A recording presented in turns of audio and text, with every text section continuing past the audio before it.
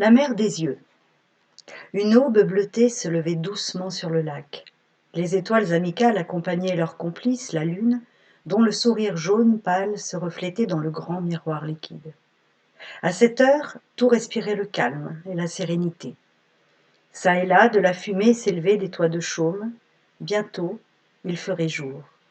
La lune, protectrice, avait éclairé la case de la jeune Sénaïte, l'entourant de sa bienveillance, et la nuit elle-même s'était faite cotonneuse, comme pour mieux étouffer les gémissements douloureux de la jeune femme que cette naissance déchirait. Enfin, au petit matin, l'enfant avait vu le jour, remplissant le silence de ses cris vigoureux. Alors que la jeune mère, exténuée, se reposait sur sa couche, tentant de reprendre quelque force, la petite fille la tétait goulûment, ses grands yeux noirs ouverts à la vie.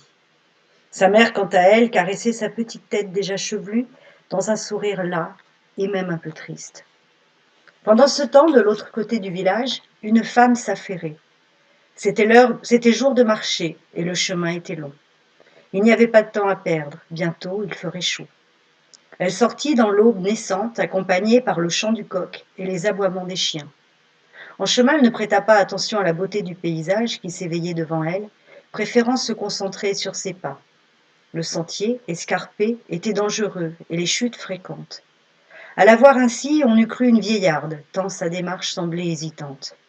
Ses pauvres baskets de toile, sans lacets, bien trop grandes à ses pieds, ne la protégeaient pas des pierres pointues et roulantes. Enroulée dans un chamas, elle progressait vaille que vaille, silhouette fantomatique dans la lumière du petit jour. Arrivée au sommet de la côte, elle s'accorda une pause, le temps de reprendre son souffle. Une douleur à la poitrine la fit grimacer. De plus en plus fréquente, celle-ci l'inquiétait, et bien qu'elle fût jeune encore, l'Éthiopienne sentait qu'il était temps de passer la main. D'ailleurs, les siennes commençaient à trembler. Oui, le moment était venu de parler à Mebrat, sa belle-fille. Elle s'offrit encore quelques instants de répit avant d'entamer la descente. En contrebas s'étendait l'immense marché. Les yeux fermés, Tsehai se laissa un instant porter par la rumeur qui montait jusqu'à elle. L'endroit était étourdissant de vie. On parlait fort, on s'interpellait.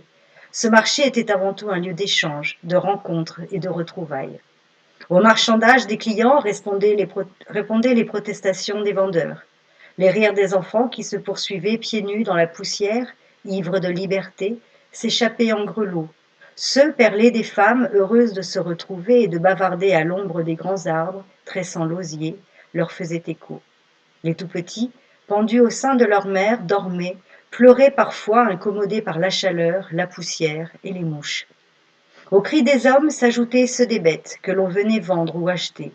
Les blatèrements outragés des chameaux, le chevrotement plaintif des chèvres et de leurs petits, les braiements des ânes, les meuglements lancinants et doux des zébus. Cette cacophonie assourdissante effarouchait les volailles qui gloussaient, affolées par toute cette agitation. Et pourtant, chacun ici avait sa place, une place bien définie. Rien n'était laissé au hasard. Un capharnaüm, certes, mais organisé. Sur les rives du lac se retrouvaient les quartiers des pêcheurs et des vendeurs de pirogues. Fabriquées en eucalyptus, les embarcations longues et légères s'entassaient à même le sol. On venait de loin pour se les procurer. Rapides, elles étaient parfaites pour glisser sur l'eau. C'était également là que l'on pouvait acheter le matériel de pêche ou faire réparer celui endommagé. Enfin, le marché des pêcheurs était le point de rendez-vous des gamins venus là pour proposer leurs richesses, essentiellement composées de tilapia ou de barbus dont regorgeait le grand lac. Un peu plus loin, les bouchers.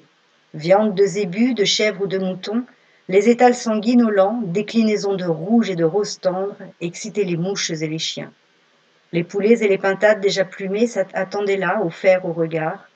Plus tard dans la soirée, on entendrait le ricanement des hyènes qui n'hésiteraient pas à chasser les vautours entreprenants pour se repaître des vestiges de cette longue journée.